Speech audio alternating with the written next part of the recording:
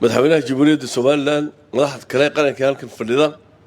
dhamaantiin waxay ku salaayeen salaanta islaamka salaanka bacdi waxaa noo sharaf ah in maanta ku soo kordhay hoteelka Hargeysa Club dalxiiskii qaranka oo waliba moogtahay sida loo sheegay muhiim u ah qaranka inuu yeesho meel oo moogtahay ku soo dhaweeyay martida u imanaysa iyo martidiisa moogtahay gobolada ka imanaysa Hargeysa Club anigu waxaan garanayaa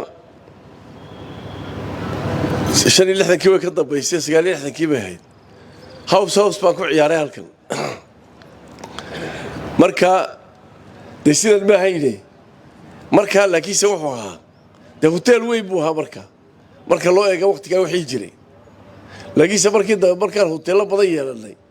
wuxuu iska noqday maxkamad yar buu iska noqday maanta waxa sharaf weyn noo ah madaxweyne oo ku amaanaynaa not only this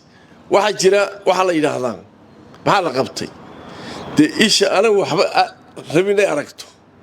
dhagta waxba aanan maqlideyn inay maqasho waxba lama qaban waxa weeyaan iskuulkii wada arkaysaan moogtahay farsamada gacanta quruxda ka soo baxday kii Hargeysa kii Burcaba waxa kala aragtaan